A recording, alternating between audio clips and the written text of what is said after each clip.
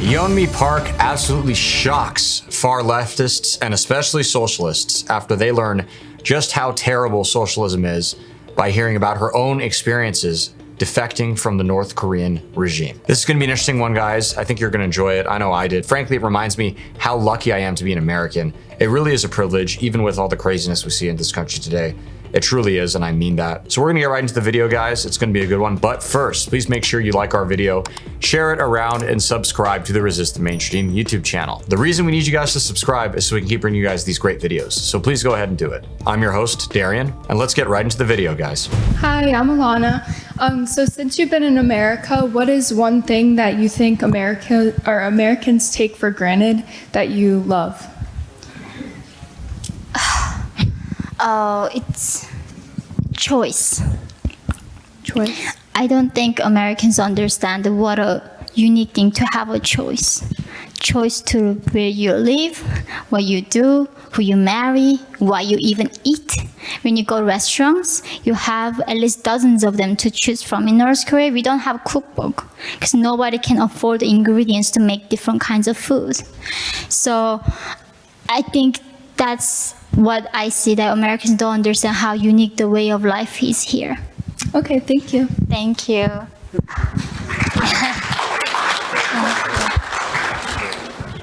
Hi, I'm Alejandra. I'm from Venezuela, and I experienced not the same scenario, but obviously the dictator over there is a friend of Kim Jong-un, and I just have a question because the way I see the generation now is that they're so indoctrinated that there's pretty much no way to revert that damage that the left have caused.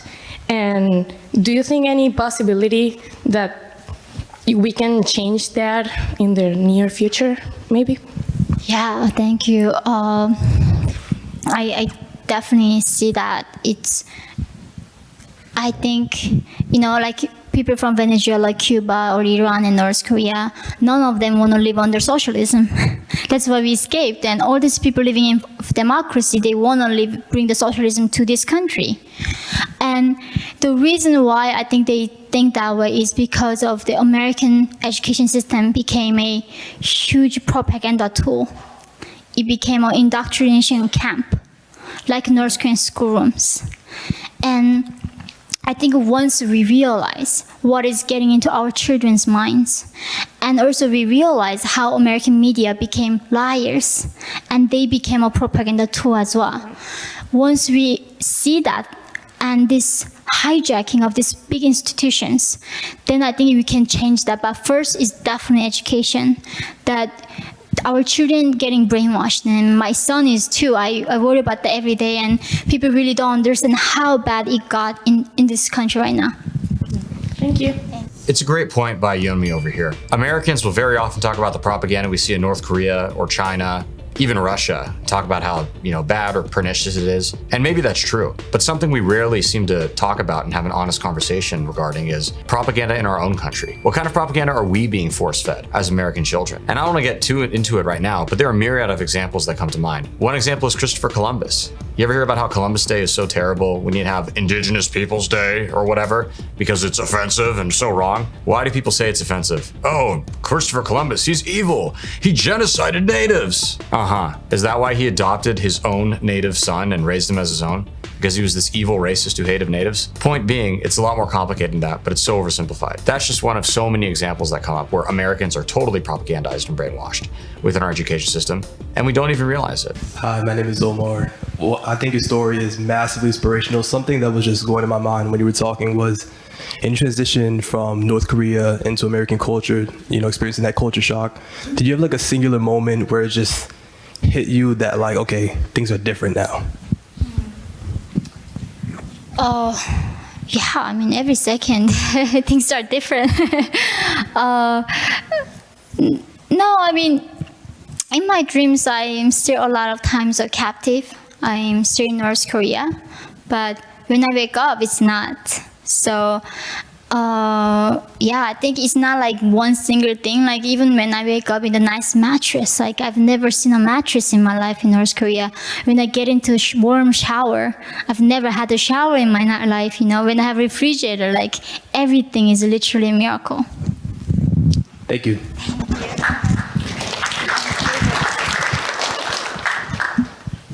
Hi, my name is Danny. You talked a lot about human rights activism. What's a good way for a college student to get involved with that? What's a good first step? Yes, first step is do not join the United Nations. I mean, they are the biggest, most useless organization I've ever seen in my lifetime.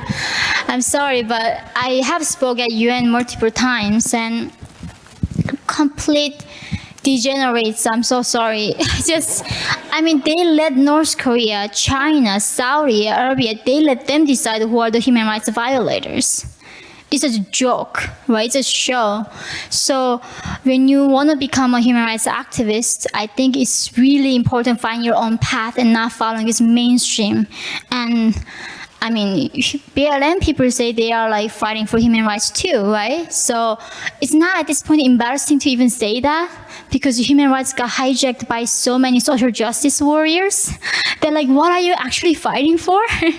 So yeah, I think don't look for big institutions, and it needs a lot of innovation. So like think about it as a business. We need to innovate these NGO spaces as well.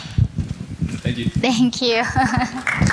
Speaking of useless NGOs, namely the United Nations, as was just brought up, did you know that the United Nations, via the WHO, has been pushing for a pandemic treaty of sorts that would essentially force a nation state to follow their guidelines as soon as a new viral outbreak is declared? By the way, the Biden administration is in full favor of it. Look that up. Useless is an understatement.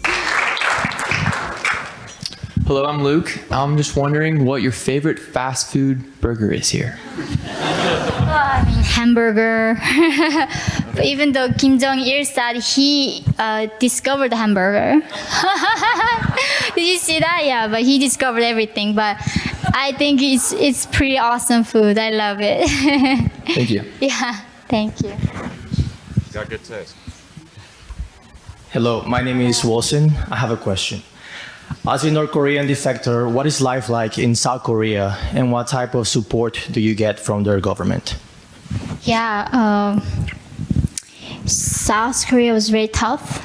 I got heavily discriminated, and a lot of North Koreans cannot even get a job as a waitress in South Korea because of their accent. We have a northern accent, they can tell. So it's very hard for North Korean to adjust in South Korea and then America. So I'm very lucky that I came to America and stopped being South Korean, I guess. Thank you. Yeah, thank you. Hi, I'm Rachel. I was actually going to ask almost the exact same question because I'm studying abroad in South Korea next semester. But I was just wondering, I've also read your book and you said you experienced discrimination there.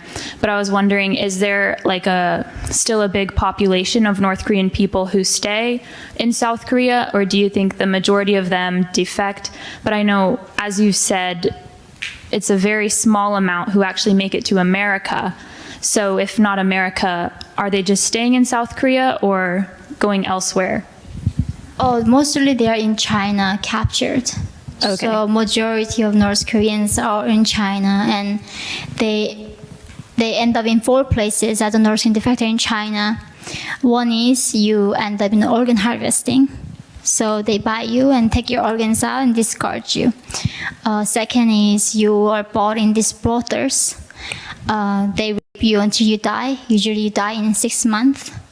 And then third place is where a town of men buy a girl, ship in and buy a girl, and then they rotate and keep her and she dies out. And last place is sex chat rooms, where they lock these girls indoor and they make them to perform sex in front of the camera, and then for that these girls get fed and get hidden place. So this is happening, and this is a thing. I am here because there are, as I said, 300,000 of them are trapped in China. and don't know if there's any life for them. And I've been trying to spread this message in America, in the land of the free. And one of the producers last year in Hollywood wanted to make a movie out of my story from my first book. And he sent me a movie script, and he says, China was my promised land. When I got to China, they gave me protection and refugee. I asked him, like, what the heck are you talking about? Right? And he said, this is the only way we can make a movie about North Korea in Korean Hollywood, by lying about China.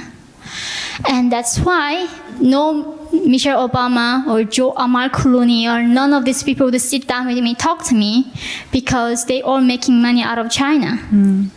Wow. And that's why North Korean stories are buried deep down, and nobody ever talk about this modern day genocide and Holocaust anywhere. Wow. So for me specifically, or just for anyone who is passionate about this as well, because I'm personally very interested in like Korean culture, I spoke to you earlier, but also in refugee policy specifically, what would your advice be to me or anyone who's passionate about helping North Korean, especially defectors? What do you think that I could do, honestly, moving forward? So there are two ways you can get involved. One is actual action, and there's a lot of missionaries are still rescuing North Koreans from China to freedom.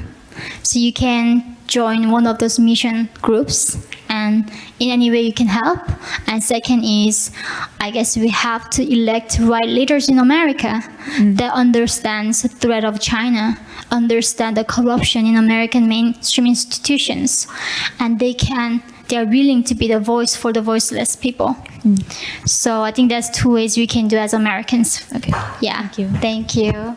It's a fantastic point that Park brings up about how China is just frankly defended by Western media at every turn. She specifically talks about Hollywood, but we see this elsewhere too. Look at the NBA, for example. I mean, it's no secret that they shill for China on a routine basis. Remember that loser head coach for the Warriors, Steve Kerr, and how every time someone asked him about China, he'd say, well, you want to talk about China and criticize China? Well, I don't know much about it. And aside from that, America's got its own problems. It has not come up in terms of people asking me about it, people discussing it. No. Nor has our record of human rights abuses come up either. Things that our country needs to look at and resolve. Kerr literally starts talking about blabbering on about AR-15s in America and school shootings and how terrible it is when someone asks him about China's human rights violations. But people in China didn't ask me about, people owning AR-15s and mowing each other down in a mall. I wasn't asked that question. What? Just totally incoherent. And it's not just Steve Kerr either in the sports world. You remember John Cena? Tough guy, John Cena, WWE wrestler and superstar. Oh, wow, he's so tough. John Cena committed the cardinal sin of referring to Taiwan as a country. I'm not kidding, that was his offense. And after the Chinese got angry about it, he literally put out an apology in Mandarin in order to atone for it. It sounds like I'm making it up, but I'm not. Maybe you guys have seen the clip. 我有一个错误，我必须说现在就是很重要。我爱更尊重中国，更中国人。我很抱歉对我的错误。Dude, you're such a loser. Just unbelievable. All this to say, she's totally right. China does have a stranglehold on our culture, and it's very scary. That aside, I am so grateful to be an American and have grown up in this great country. I can't imagine going through some of the horrors that Yeonmi Park has gone through, as well as many other North Koreans, whether they've defected or not. It's just devastating to think about. We are so lucky, and I say that as somebody who is very critical about the current state of America. Be it the crazy gender stuff, our sick and decadent culture, etc., etc. There is still so much to be thankful for, and I thank God for that every day. So that makes me wonder, why do so many Americans support socialism? It's kind of disturbing. Unless you think I'm making this up, look at the Pew Research polls on this. A majority of Democrats in the United States have at least favorable views towards socialism. And people clearly need to receive a proper education, not this propagandistic brainwashing that we see in our American universities all the time. Well, guys, that wraps up our segment for today. Thank you so much for tuning in. As always, comment below, let us know what you liked, what you want to see next, and we'll see you guys again soon. Thanks, and God bless.